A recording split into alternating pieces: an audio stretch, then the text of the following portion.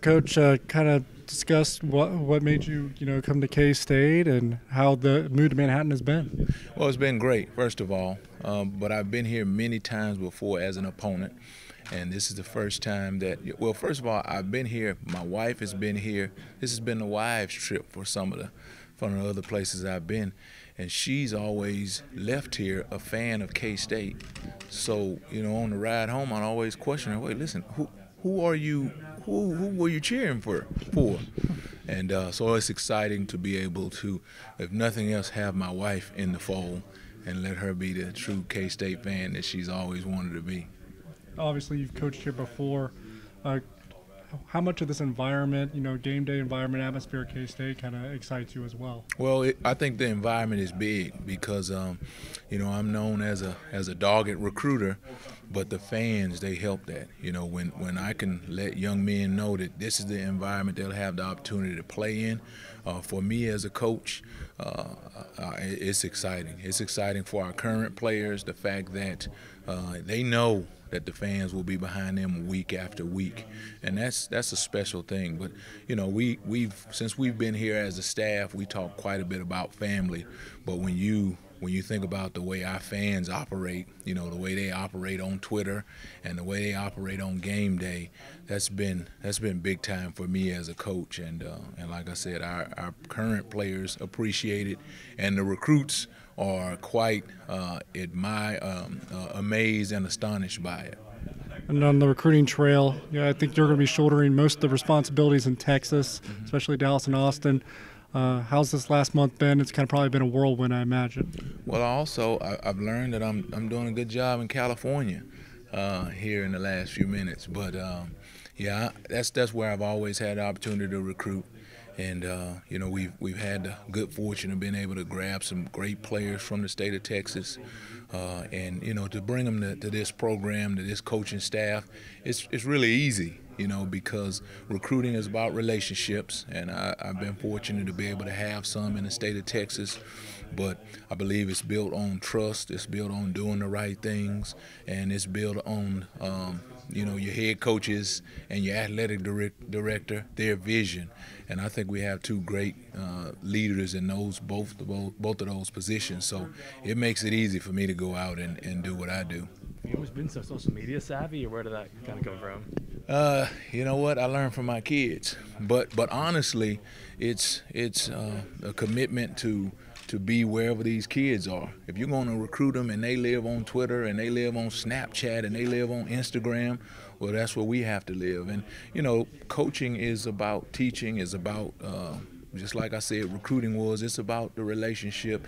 And I feel like if you as a coach, you care enough to get into their world. Now, I'm not 18, I'm not 28, I'm not even 38, but what an 18 and 19-year-old considers important, that's important to me. I have 3 sons, and my son doesn't like to clean his room. He doesn't like to wash his clothes. He doesn't like to take a shower, right?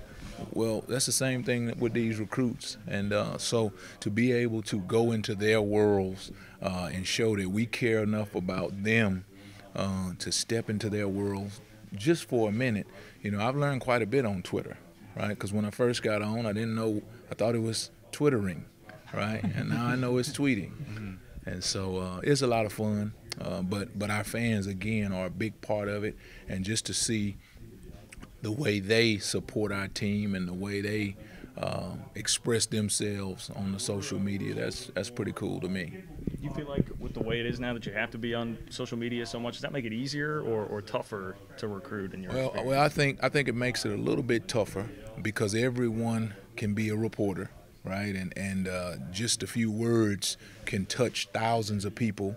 And so, I tell our kids, the guys that we've had the opportunity to bring on visits and the guys that I've had the opportunity to talk to, I try to let them know that, your life as a high school player is like crossing your street, with your head down while you text. Well, when you come to college football, when you become a college football player, it's like crossing the 405 or 610 while texting. Right, because every move you make is is being scrutinized. Everything you do, different from when you were high school and on your one-way street at home. Everything that you do is out there, and so it makes it a little bit more difficult. But then on the other hand, it makes it easy because our kids today, they have learned to put their emotions in the social media. So if you want to find out what's going on with a young man, sometimes all you got to do is check his Twitter page out. You know, it's called a Twitter page, right? I'm not the pro that sometimes I claim to be. How soon did you kind of catch on to that and realize how important it is to, like you said, step into their worlds, whether it's Twitter, Snapchat, or whatever? One of the things, when I talk about recruiting, I'm always trying to find out where are they going next. Today it's Twitter, it's Snapchat, but where are they going to be next? Because they get tired, they get bored, their parents go to Twitter, their parents go to Snapchat, so they leave that place. So I've always been one to where I want to try to go to the next place, find out where they're going to be next, and beat all my colleagues there. And so I learned that a few years ago. I was at another Big 12 school. I'm not going to call the name, but I was at another Big 12 school, and our staff kind of had that philosophy of always wanting to stay ahead of the game. Be on the cutting edge, because like I said, the kids eventually they're gonna leave Twitter, and we're gonna all be sad, but they're gonna go to another place. Right now it's Snapchat, and I haven't necessarily mastered that yet, but I'm on my way. What do you think about the current roster? I'm sure you haven't been around them as much, but how are your initial thoughts on your cornerbacks room, and who stands out at least as a leader at this point?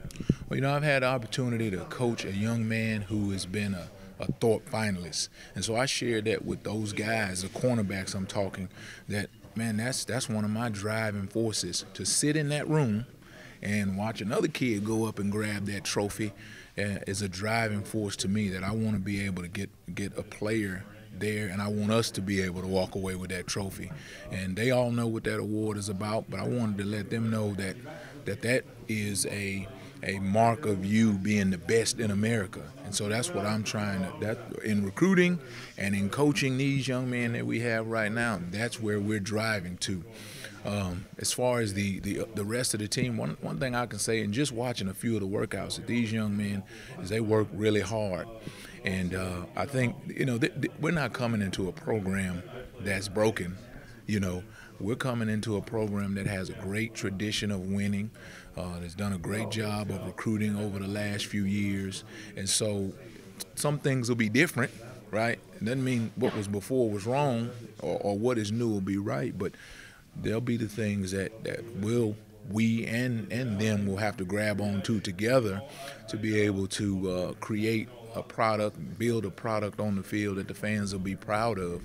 So I'm excited about what I've seen so far. Most of the workouts I've seen have been at 6 a.m. and guys just trying to wake up, coaches included. But I'm excited about what I've seen, and I'm excited for us to jump into the spring. And really, when I come to a program, the offensive line is the last group of kids that I learn their names. So I spend a lot of time with the offensive line trying to learn those guys' names. The DBs, I pretty much have those guys, because some of them I recruited, over the years. So I'm excited about the way our team works and what's ahead of us this spring. How you liking Manhattan so far? I've just had an opportunity to unpack my bags, because the first week that we all came, I was here for like one day. Then we were out. The next week I came back, and we were here for 1.5 days and out. And then we came back, and we were here like 4 days. So this is my real extensive time in Manhattan, and I'm pretty much excited about it, because before the last couple of days, it's been good weather, 50 degrees, you know what I mean? And it's not Manhattan-esque, right? But here yesterday, this morning when I walked out of the hotel, it felt a little bit like Manhattan, right? One thing is I found a Cajun food spot, and I'm excited about that, because I looked on my phone and saw Cajun, I was thinking this has got to be a joke, and I ended up, finding me a Cajun food spot. So I'm excited about that. But it's been great so far, and all the people. I think I told a story about being in the airport wearing purple, and like 5 or 6 fans, they just started yelling in the airport, "Go Cats, go Cats!" I was thinking, okay, listen, I don't know them, but it was pretty cool, and that's maybe not as extreme as those people, but it's been really cool as I've traveled around the country and bumped into K-State fans, and them remarked on how excited they are for the season. So that's been cool.